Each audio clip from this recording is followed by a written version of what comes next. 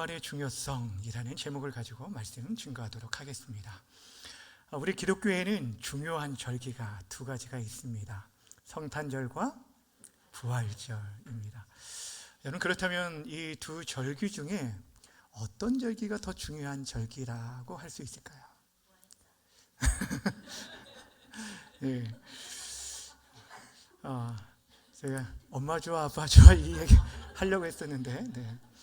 사실 두 절기가 너무너무 중요하기 때문에 어떤 절기가 더 중요하냐라고 우리가 묻는 질문이 좀 바보스러울 수 있지만, 우리 기독교 복음의 핵심을 잘 담아내는 절기가 무엇인가를 생각한다면 우리는 부활절이라고 말할 수 있을 것입니다.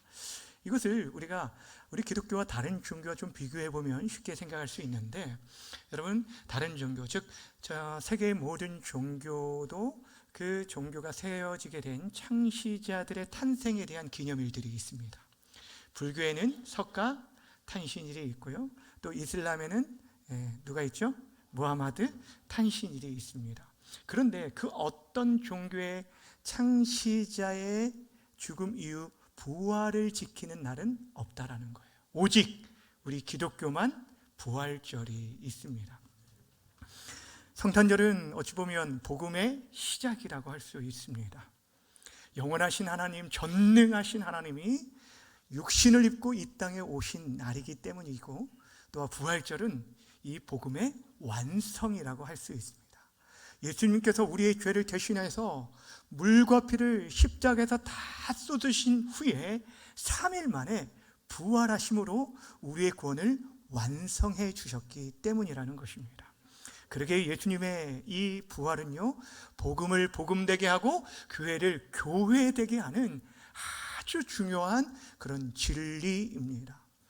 오늘 우리가 이 부활에 대한 중요성을 함께 나누려고 하는데, 여러분, 우리가 읽은 말씀이 고린도전서 15장 1절부터 8절까지 읽었는데, 사실 본문을 58절까지 전체입니다. 고린도전서는 사도 바울이 고린도 교회에 보낸 편지입니다. 자신이 개척한 교회인데 그 교회 안에 여러 가지 문제에 대한 소식을 듣고 직접 갈 수는 없어서 편지를 통해서 저들에게 교훈하고 가르쳐주고 권면한 말씀이 이 고린도전서인데, 이 고린도전서에는 우리가 잘 알고 있는 유명한 장들이 있습니다. 오늘 이 고린도전서 15장을 무슨 장이라고 하죠?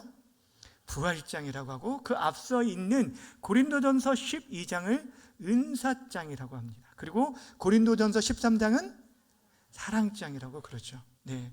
당시 교회 안에 여러 가지 문제 가운데 은사에 대한 문제가 두드러지게 나타남으로 인해 이 은사에 대해서 집중적으로 가르치고, 특별히 그 은사 가운데 가장 중요한 사랑의 은사에 대해서 강조하면서 믿음과 소망과 사랑 중에 가장 중요한 게 뭐라고요? 네, 사랑이다. 이 얘기를 하면서 사랑장이 나오게 됩니다. 근데 이 분량을 보면 은사장이라고 불리는 고린도전서 12장은 31절까지 있고요, 그리고 사랑장인 13장은 13절까지 있습니다. 그리고 부활장인 15장은 무려 58절까지 있어요. 이 분량만 보더라도 여러분, 사도 바울이 부활의 진리에 대해서 성도들이 아는 것이 얼마나 중요한지를 우리에게 가르쳐 주고 있다는 것입니다. 그렇다면 여러분, 예수님의 부활이 왜 중요한지, 우리 믿는 자들에게 왜 중요한지, 그 이유들을 오늘 세 가지를 좀 생각해 보려고 하는데, 첫 번째는 예수 부활, 이 중요성은 예수님의 부활은 바로 성경 예언의 성취라는 점에서 매우 중요하다라는 것입니다. 오늘 성경이 그것을 말씀해 주고 있어요. 사도 바울이 오늘 고린도 성도들에게 편지를 쓰면서 내가 너에게 전한 복음, 이것을 너희들이 받고 듣고 그 위에 서 있다라고 칭찬하면서 2절에서 이렇게 시작합니다. 너희가 만일 내가 전한 그 말을 굳게 지키고 헛되이 믿지 않으면 그로 말미암아 무엇을 받으리라? 구원을 받으리라. 여러분, 여기 앞에서 내가 전한 그 말이라는 것은 바로 그가 이미 교회를 세우면서 전했던 복음을 말하는 거예요. 너희가 복음을 듣건데 이 복음의 말씀을 굳게 지키고 헛되이 믿지 않으면, 다시 말하면 온전히 이 말씀을 믿으면 너희가 구원을 받을 것이다 라고 얘기합니다.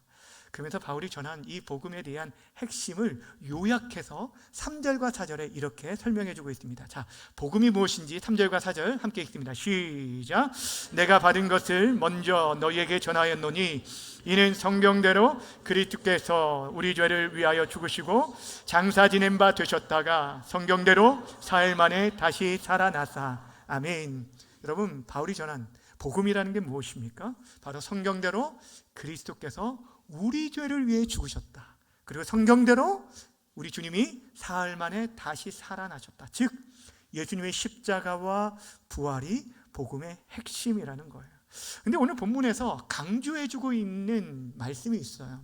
뭐라고 말하냐면 이 모든 일이 성경대로라고 말합니다. 따라합시다. 성경대로. 예언된 말씀대로라는 그런 뜻을 가지고 있는 것이에요. 여러분, 우리가 지난 주간 고난주가 특별 새벽기도회를 보내면서 다루었던 말씀이 이사야 53장의 말씀이었습니다. 고난받는 메시아, 그분이 바로 예수 그리스도시다. 그런데 여러분이 이 예언의 말씀은 예수님이 탄생하기 전 700년 전에 이사야 선지자를 통해서 예언된 말씀인데, 메시아가 오셔서 어떤 고난을 받게 될 것인지, 왜 고난을 받게 되는지 그 이유에 대한 내용들 아주 구체적으로 자세히 설명되어져 있어요. 근데 예수님께서 바로 그 예언의 말씀대로 이 땅에 오시고 십자가의 지심으로 그 모든 예언을 성취하여 주셨습니다. 그런데 여러분, 예수님의 이런 죽음과 고난뿐 아니라 그분의 탄생과 죽음과 부활과 승천, 이 모든 것에 대해서 성경은 그분에 대해서 예언해 주셨다라는 거예요. 다시 말씀드리면 오늘 우리가 다루려고 하는 이 부활 또한 예수님의 예언 가운데 있었고, 이 부활은 예수님에 대한 예언 성취라라는 것을 우리에게 말씀해 주고 있습니다. 여러분, 성경을 볼 때 구약 성경에 메시아, 오실 메시아에 대한 여러 예언들이 있는데, 그분의 십자가 부활을 가장 먼저 예언해 주고 있는 말씀이 어디서부터 나온 줄 아십니까? 바로 창세기에서부터 시작합니다. 원시 복음이라고 불리는 창세기 3장 15절에 보면 이렇게 말씀합니다. 내가 너로 여자와 원수가 되게 하고 내 후손도 여자의 후손과 원수가 되게 하리니 여자의 후손이 내 머리를 상하게 할 것이요 너는 그의 발꿈치를 상하게 할 것이니라 하시고, 여기서 이 말씀은 하나님께서 아담과 하와의 범죄에 의해서 아담을 책망하시고 또 하와를 책망하시고 이제 뱀을 책망하시는 심판의 말씀 가운데 주신 말씀인데, 여기 나오는 여자의 후손이 바로 오실 메시아 예수님을 의미하는 것이고, 뱀의 후손은 사단을 말하는 것입니다. 근데 이 뱀의 후손이 여자의 후손의 발꿈치를 상하게 할 것이다 라는 것은 예수님의 십자가의 고난을 의미하는 것이고, 여자의 후손이 뱀의 머리를 상하게 한다 라는 것은 결정적인 승리를 의미하는 것으로서 예수님께서 사망 권세를 깨고 부활하심에 대한 예언의 말씀이 이 안에서부터 출발한다라는 거예요. 여러분, 성경의 구석구석에 구약 성경에 보면 예수님에 대한 내용들이 예언되어 있고, 그 예언의 말씀이 그대로 우리 주님께서 성취하시며 이루셨다라는 말씀입니다. 여러분, 예수님께서 부활하시고 나서 제자들에게 나타나시고 나서 그들에게 자신의 부활에 대해서 뭐라고 말씀하냐면, 구약 성경에 예언된 이 말씀이 이루어질 것이다 라고 내가 이전에 살아있을 때 말했던 것처럼 그 말씀 그대로 이루어진 것이다 라고 하면서 이렇게 얘기합니다. 누가복음 24장 44절 함께 읽습니다. 시작.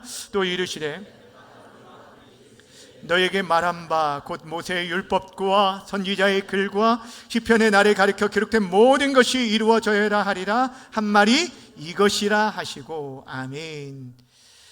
구약 성경에 예언된 메시아에 대한 말씀 모두 예수님에 의해 성취되었다라는 것입니다. 부활 사건도 마찬가지입니다.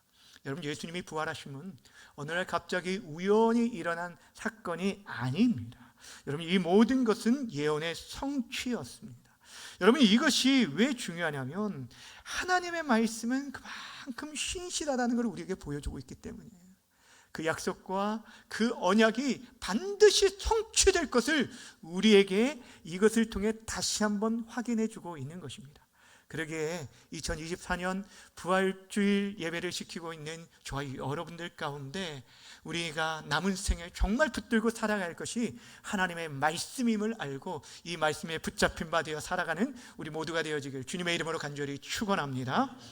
이제 두 번째, 예수 부활의 중요성은 다른 어떤 것보다 예수님의 부활이 역사적 사실이다라는 데 있다라는 것입니다. 예수님의 부활은요, 여러분 어떤 꾸며낸 얘기나 지어진 얘기나 어떤 소설이 아닙니다. 예수님의 부활은 역사적 사실이라는 거예요. 그런데 간혹 자유주의 신학자들 가운데 어떤 얘기를 하냐면 이런 얘기도 합니다. 예수님이 부활이 그것이 사실인지 아닌지가 중요한 것이 아니라 예수님이 우리 마음 가운데 살아계신 것이 중요하다라는 얘기를 해요. 자, 무슨 말인지 아시겠어요? 어떻게 보면은 굉장히 그럴싸하게 보이지만 여러분 이런 말에 현혹돼서는 안 돼요. 그러니까 예수님의 부활이 사실이 아닐 수도 있다. 그것이 문제가 안 되고 내 마음속에만 살아계시면 된다라고 말을 하는데, 여러분 예수님께서 살아계시지 않았다면, 아니 예수님의 부활이 역사적 사실이 아니라면 다른 모든 것이 아무런 의미가 없는 것입니다. 그런데 여러분 성경에는 예수님의 부활이 역사적 사실이라는 것들을 우리에게 얼마나 많이 말씀해 주고 있는지 모릅니다. 여러 가지가 있는데 그 중에서 세 가지를 생각해 보면, 첫 번째는 오늘 본문에 나오는 것처럼 예수님의 부활을 목격한 그런 증인들이 여럿이 있었다라는 것입니다. 오늘 5절부터 8절까지 말해주고 있는데 그 중에는 게바, 즉 베드로에게 예수님께서 보이시고 12제자에게 보이시고 500여 형제에게 한꺼번에 보이셨다라고 성경이 말하고 있습니다. 여러분 생각해 보세요. 그들이 집단적으로 최면에 걸려서 그랬을까요? 그렇지 않잖아요. 여러분 지금 이 얘기를 하고 있는 건 사도 바울이 그 중에서 대다수가 살아있기 때문에 너희들 가운데 의심되는 자가 있으면, 지금 이 성경이 기록된 당시에 고린도 성도들에게 말하는 거예요. 너희 가운데 이 주님의 부활이 의심스러운 자들이 있다면 살아있는 자들이 있으니, 목격자들이 있으니 그들에게 물어봐라 라고 얘기하고 있는 거예요. 근데 이 중에서 실명을 거론한 사람이 3명이 있습니다. 게바, 즉 베드로와 야고보와 사도 바울 자신입니다. 그 가운데 야고보는요, 성경에 등장하는 여러 야고보 가운데 예수님의 동생 야고보를 의미합니다. 이는 예수님이 살아계실 동안에는 자신의 형이 메시아라는 것을 믿지 않았습니다. 그런데 그가 예수님의 부활을 경험하고 나서요, 그가 변화되기 시작했어요. 그래서 예수님을 믿을 뿐 아니라 그가 나중에 예루살렘 교회의 기둥 같은 일꾼으로 쓰임받게 되었다는 거예요. 이것이 예수 부활의 역사적인 사건, 이 사실임을 증거하는 증거 중에 하나입니다. 두 번째는 무엇이냐면, 여러분 유대인들이 지켰던 이 안식일이 아니라 지금 예수님의 부활하신 날을 기념하는 이 주일에 모여서 예배드리고 있는 것이 바로 이 예수님의 부활의 역사성을 증명해 주는 것 중에 하나입니다. 여러분 수천 년 동안 지켜왔던 안식일이었어요. 토요일이에요. 근데 그것을 하루아침에 여러분 어떻게 바꿀 수 있습니까? 신약 성경에 보면 그들이 안식 후 첫날, 그래서 주의 날이라고 부르는 그날에 그들이 모였다는 거예요. 유대인은요, 뼛속까지 율법에 사로잡힌 자들입니다. 율법을 그렇게 중요하게 여기는 사람들이에요. 그래서 생명처럼 여기고, 특별히 그 가운데 안식일 계명에 대해서는 그 계명을 지키지 않으면 율법에 의해서 처형하기도 하였습니다. 그만큼 중요하게 여기는 이 안식일을, 여러분 초대교회 성도들 가운데 대다수가 유대인들이었는데 그들이 어떻게 수천 년 동안 지켜왔던 안식일이 아니라, 여러분 안식 후 다음 날인, 이 안식일 다음 날인 여러분 이 주의 날에 모여서 예배할 수 있었을까요? 예수님의 부활을 경험하고 나서 그것이 하나님의 뜻이고 또한 구원의 완성이라는 것을 확신한 후에 그들은 그렇게 주의를 지킬 수 있었다는 것, 이것이 두 번째 증거입니다. 세 번째, 더 결정적인 증거는 뭐냐면, 초대교회 당시 성도들이 예수의 부활을 증거하기 위해서 그들이 목숨을 내걸었다라는 것입니다. 여러분, 거짓을 위해서 자신의 목숨을 거둔 사람은 이 세상에 한 사람도 없습니다. 거짓을 지키기 위해서 자신의 목숨을 거는 사람은 없다라는 거예요. 간혹 엄청난 대가를 받고 거짓을 진실처럼 속이는 자들도 간혹 있지만, 그러나 그렇다고 해서 목숨을 버리면서까지 거짓을 사수하는 사람은 없습니다. 우리가 잘 알고 있듯이 1970년대 미국 닉슨 대통령이 여러분 사임할 수밖에 없었던 이유가 워터게이트 사건 때문이지 않습니까? 그때 이 재선하고 나서 이 닉슨 대통령이 워터게이트 호텔에 민주당 본부가 있었는데 그곳에 도청 장치를 설치한 것이 발각이 돼서 그 일로 인해서 결국에 사임하게 되었습니다. 근데 여러분 당시에 닉슨 대통령과 그의 보좌관들이 이 모든 것들을 덮기 위해 사건을 덮기 위해서 얼마나 애썼는지 모릅니다. 당시 여러분 이 보좌관들이 가지고 있는 그 권세는요 웬만한 다른 나라의 대통령보다 더하는, 그러니까 그 말 한마디로 군대를 동원시킬 수 있고 헬기를 동원하고 모든 물자들을 끌어당길 수 있는 그런 엄청난 그런 권세를 가진 자들이에요.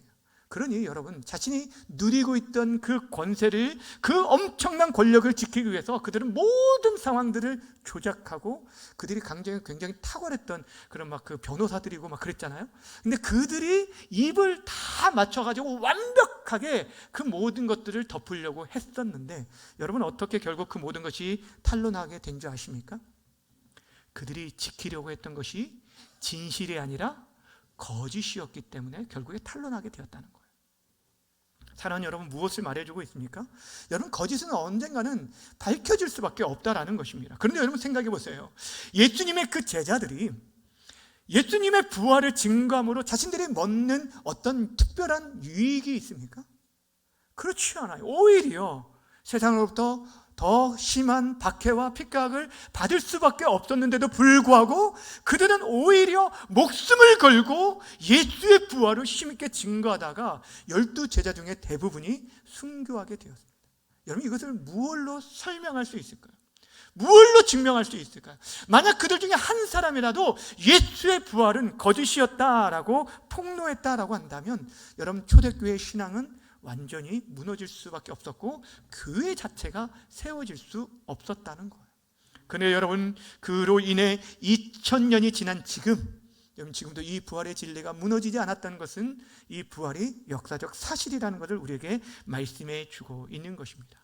그래서 사랑하는 여러분, 예수 부활의 중요성 중에 여러분 우리가 기억해야 하는 예수의 부활은 역사적 사실이었다라는 것을 기억하면서 그 어떤 상황 가운데서도 여러분의 신앙이 흔들리지 않고 더욱 견고해지기를 주님의 이름으로 간절히 축원합니다. 마지막으로 예수의 부활의 중요한 이유는 예수의 부활이 우리의 구원의 근거가 되어지고 최후 승리의 선포이기 때문이라는 것이에요. 여러분 우리가 구원받는 것은 예수를 주로 믿는 믿음으로 말미암습니다. 믿으십니까? 여러분 저와 여러분들이 어떤 공로와 자격이 있어서 구원받는 게 아닙니다. 천국의 영생을 얻는 것은 오직 예수를 주로 믿는 그 믿음으로 구원을 받게 됩니다.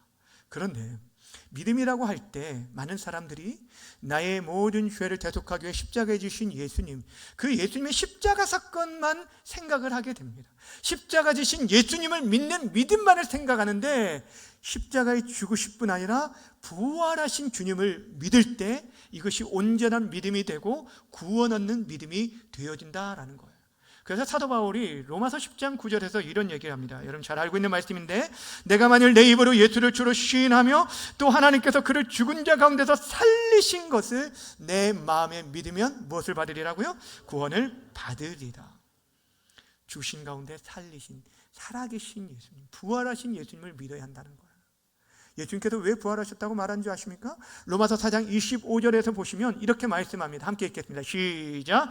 예수는 우리가 범죄한 것 때문에 내 줌이 되고 또한 우리를 의롭다 하시기 위하여 살아나셨느니라. 그분이 우리의 범죄함으로 인하여 죽으셨습니다. 우리의 죄를 대속한 대속적 죽으심, 희생제물로 그분이 대속물로 자신을 내어주셨습니다. 그런데 그와 함께 우리를 의롭다 하기 위해, 여러분 이 의롭다함이 있을 때 우리가 하나님 앞에 나아갈 수 있습니다. 우리가 하나님 앞에 너가 죄가 없다, 너는 깨끗하다라는 판결이 있는, 이게 법정 용어거든요. 땅땅땅 하는 의롭다 되는 이 칭의가 있어야만이 우리가 하나님 앞에 나아갈 수 있고 구원을 얻고 하나님의 자녀가 되어줄 뿐 아니라 영원한 생명을 얻게 되어지는데, 이 모든 것이 예수님의 부활로 말미암아 이루어지게 된 것을 말씀하고 있어요. 그래서 앞에서 살펴본 것처럼 성경대로 그리스도께서 우리 죄를 위하여 죽으시고 성경대로 부활하심을 믿는, 그 복음을 믿는 믿음이 우리를 구원하게 되어진다라는 것이에요. 여러분, 만약 예수님의 부활이 없었더라고 한다면 여러분, 우리가 어떻게 되었을까요? 여러분, 예수님의 부활이 없었다면 우리가 어떻게 되었을까요? 우리가 읽지 않았지만 오늘 성경 고린도전서 15장 14절에 보면 이렇게 말씀합니다. 그리스도께서 만일 다시 살아나지 못하셨으면 우리가 전파하는 것도 뭐하고요? 헛것이고 또 너희 믿음도 헛것이다. 사도 바울이 전하는 이 복음도 헛될 수밖에 없고 그 복음을 듣고 믿는 그들의 믿음 또한 헛될 것이다 라고 얘기합니다. 여러분, 헛되다라는 이 말, 헛되다, 케노스라는 이 헬라어는요, 텅 비어 있다라는 뜻이에요. 그리고 능력이 없고 힘이 없다라는 뜻입니다. 그러니까 여러분들이 만약에 예수님의 부활이 역사적인 사실이 아니라면, 예수님 부활하지 않았다 하면 여러분, 기독교는 껍데기에 불과합니다. 어떤 능력도 나타날 수 없다라는 것이에요. 17절에서는 예수께서 부활하지 않았다면 우리는 여전히 죄 가운데 있다라고 말하고 있습니다. 죄의 문제가 해결되지 않았다는 것이죠. 그리고 우리가 바라는 것이 이 세상의 삶뿐이라면 우리들은 세상에서 가장 불쌍한 자라라고 말하고 있는 거예요. 있지도 않는 것을 믿고 바라보며 희생하며 살아가는 우리들이 세상에서 가장 어리석은 자고 가장 불쌍한 자라는 거예요. 근데 여러분, 성경은 우리에게 아주 분명하게 예수 부활에 대해서 이렇게 선포해주고 있습니다. 우리 고린도전서 15장 20절 말씀 큰 소리로 함께 읽겠습니다. 시작. 그러나 이제 그리스도께서 죽은 자 가운데서 다시 살아나사 잠자는 자들의 첫 열매가 되셨도다. 아멘. 무엇이라고 말씀합니까? 여러분, 죽은 자 가운데서 다시 살아나셨대. 다시 살아나셔서 잠자는 자들의 첫 열매가 되었다는 거예요. 여러분, 나무에 보면 첫 열매가 맺혔는데 사과가 맺혔으면 이 나무로부터는 계속적으로 뭐가 맺힐까요? 사과가 맺힙니다. 예수님의 부활, 그분의 부활의 첫 열매가 되신 것은 그를 믿는 우리 모두 또한 예수의 부활로 인하여 부활의 열매를 맺게 되어질 것이고 우리의 삶 속에 영원한 생명의 구원을 얻게 될 것을 확증해 주고 있는 것이에요. 그러기에 예수님의 부활이 우리의 구원의 근거가 되는 것입니다. 더 나아가 예수의 부활은 죄의 결과인 사망에 대해 사망 선고, 오히려 이 사망에 대해 오히려 사망 선고를 한 놀라운 역사적인 날이었다는 것입니다. 25절과 26절로 읽겠습니다. 시작. 그가 모든 원수를 그 발 아래에 둘 때까지 반드시 왕노를 하시리니 맨 마중에 멸망받을 원수는 무엇이라고요? 사망. 예수님께서 친히 온 열방을 다스리고 통치하시는데 심판하시겠다는 거예요. 무엇을? 사망을, 죽음을 심판하겠다는 거예요. 그래서 사망에 대해서 사도 바울이 이렇게 선포합니다. 얼마나 멋지게 선포하는지 여러분의 음성으로 함께 읽겠습니다. 55절부터 57절 시작. 사망아, 너의 승리가 어디 있느냐? 사망아, 내가 쏘는 것이 어디 있느냐? 사망이 쏘는 것은 죄요, 죄의 권능은 율법이라. 우리 주 예수 그리스도로 말미암아 우리에게 승리를 주신 하나님께 감사하노니 아멘. 예수님께서 우리에게 승리를 허락해 주셨다는 거예요. 무엇을 이기고요? 바로 죽음을 이기고 사망을 이기고 승리하심으로 말미암아 이 사망, 우리를 얽어매고 우리를 죄절케 하고 절망케 했던 이 죽음으로부터 우리를 자유케 했다라고 말씀하고 있어요. 여러분, 왜 예수님의 부활이 중요합니까? 아담과 하와의 범죄로 인해서 모든 인생들이 죄와 죽음에 처하게 되었습니다. 모든 사람이 죄를 범하였음에 하나님의 영광에 이르지 못하는 그런 상태에 있었어요. 우리 누구도 어떤 사람들도 하나님의 영광, 그 나라를 소유할 수 없게 되었다는 것. 그리하여서 모든 인생들이 죄의 권세 아래 굴복하며 그렇게 비참하게 살아갈 수밖에 없었는데, 우리 주님께서 오셔서 우리의 모든 죄의 짐들을 다 대신 지시고 대속적 죽음을 죽으시고 3일 만에 부활하심으로 말미암아 우리의 모든 죄뿐 아니라 모든 사망의 사망 선고를 해 주신 것이에요. 여러분, 이 부활 사건은 죽음을 정복한 날입니다. 죽음의 세력과 악의 세력의 사형 선고를 받은 놀라운 사건이라는 거예요. 그리하여서 예수를 믿는 자들은 누구든지 더 이상 심판을 받지 아니하고 사망에서 어디로요? 생명으로 옮겨지게 되어진 거예요. 예수의 부활이 우리의 부활이 되어지고 예수의 승리가 우리의 승리가 되어진 것입니다. 이것이 부활의 진리입니다. 주 안에 사랑하는 여러분 이 진리를 믿으십니까? 지난주에 우리가 고난주간을 보내면서 그리스도의 고난에 동참하고 함께 기도의 시간들을 가졌는데, 지난주간에 우리 교회 공동체 가운데 또 큰 슬픔이 하나 있었습니다. 그동안 같이 신앙생활하던 한 성도님이 오랜 동안 암투병을 하다가 하나님의 부르심을 받고 장례를 치르게 되었어요.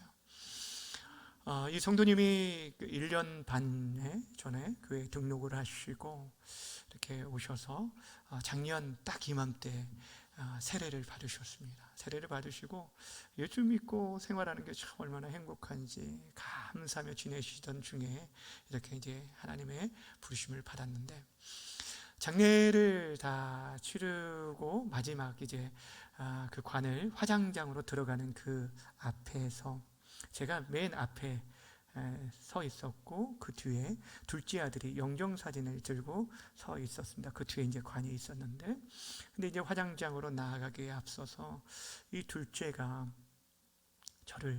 저에게 묻는 거예요. 목사님, 주님께서 정말 저희 어머니를 천국으로 인도해 주셨을까요? 눈물을 머금고 이 녀석이 정말 이렇게 진지하게 저에게 물어보는 거예요.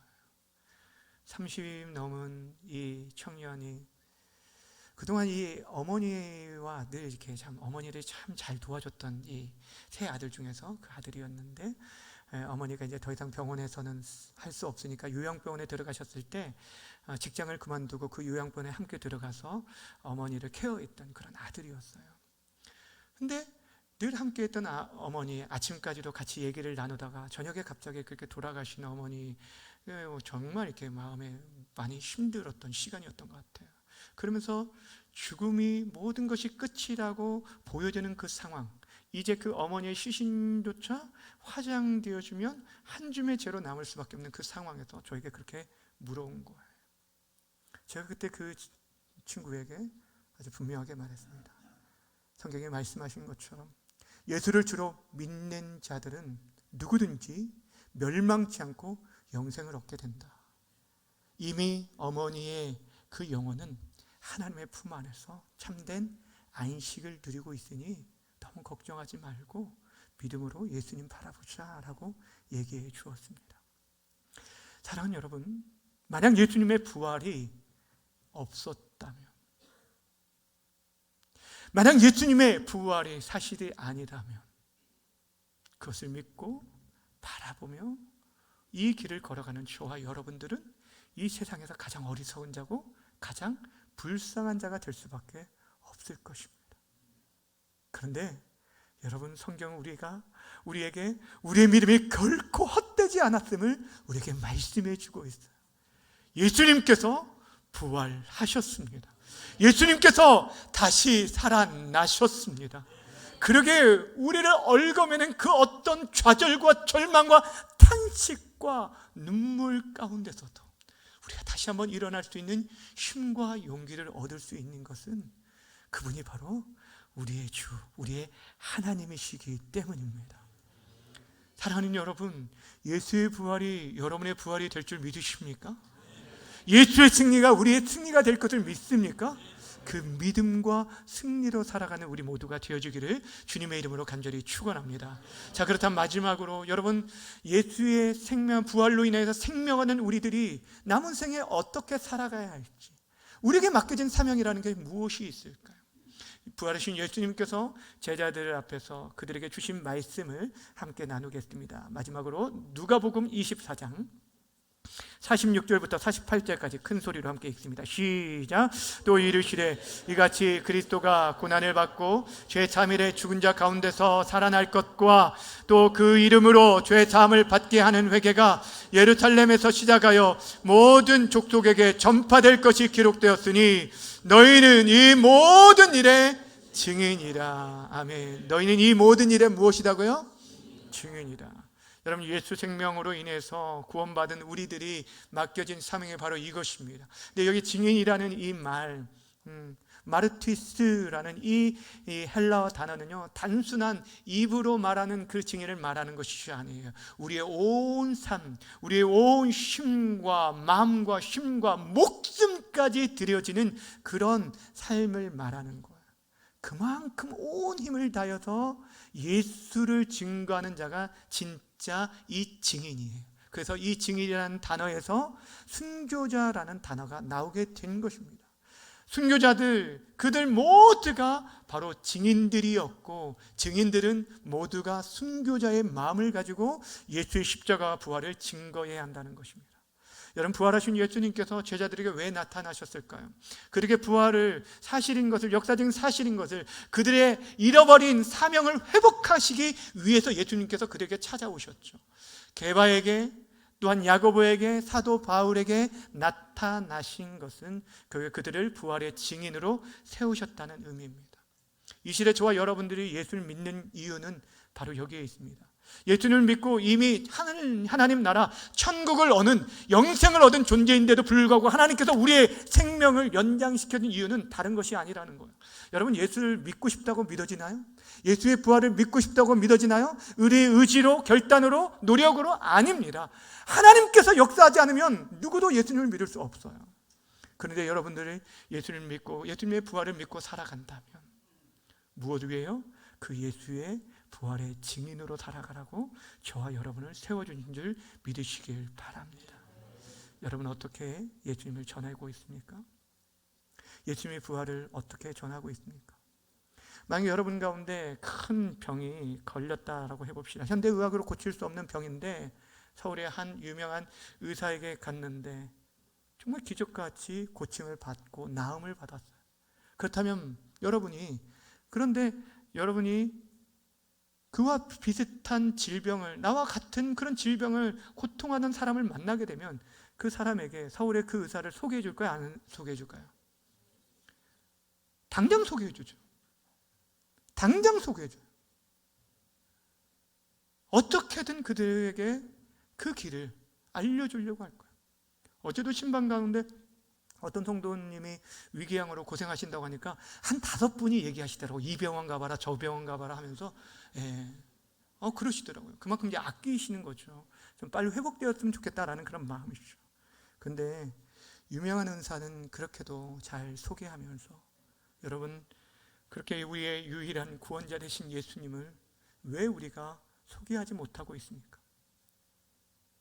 육신의 병을 고치는 의사는 그렇게 잘 소개하면서 우리의 영혼을 구원하는 예수님을 여러분 왜 소개해 주지 못하고 있으십니까? 주의 사랑하는 여러분 부활하신 주님 여러분 믿으신다면 그 부활하신 주님 아직도 그 은혜 안에 거하지 못한 사람들에게 전해줄 수 있기를 바랍니다. 이것이 저와 여러분에게 주어진 사명입니다. 오늘 예수 부활의 중요성을 우리가 나누면서 예수의 부활이 역사적 사건임과 함께 그분의 부활의 능력과 그분의 부활의 권세를 우리가 힘입어서 남은 생에 승리하며 살아가되 특별히 부활의 증인으로 살아가는 우리 모든 공동체가 되어지기를 주님의 이름으로 간절히 축원합니다. 이 시간 함께 기도하며 나아가길 원합니다. 함께 기도할 때 우리의 삶을 좀 돌아보면서 나는 일평생 단 한 번이라도 진지하게 예수의 부활의 증인으로 살아왔는지 돌아보시고, 또 무엇보다도 내가 지금 예수님의 부활, 우리 예수님의 죽으심과 부활을 내가 온전히 믿고 정말 구원받은 자로 하나님 앞에 서 있는지를 보셨으면 좋겠습니다. 예수의 부활이 나의 부활이에요.